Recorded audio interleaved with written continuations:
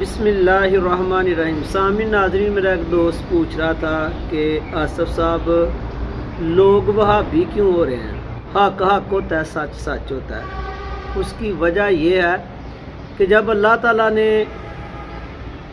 شیطان کو جو ہے وہ ددکارا رد کیا اپنی بارگاہ سے، تو اس نے کہا تھا لَأَقْعُدَنَّ لَهُمْ صِرَاطَكَ الْمُسْتَقِيمَ، قسم کھائی تھی۔ اس نے کہا تھا کہ یا اللہ، جو تیرا سیدھا راستہ ہے نا، میں اس میں ضرور طاق لگا کے بیٹھوں گا۔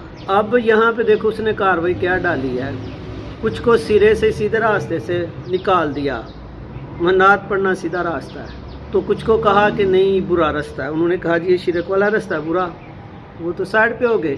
اب جو پڑھنے لگے ان میں بھی خرافات دیکھو، کچھ میں خرافات پڑھ گئیں، کچھ صحیح رہے۔ اس طرح آپ دیکھو کہ آپ صلی اللہ علیہ وسلم کی ولادت کی خوشی منانا جو ہے نا سیدھا راستہ ہے۔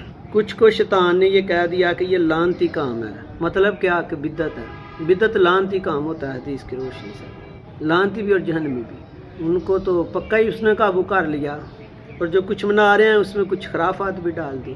یہ خرافات دیکھ کے تو لوگ وہابی ہوتے جاتے ہیں۔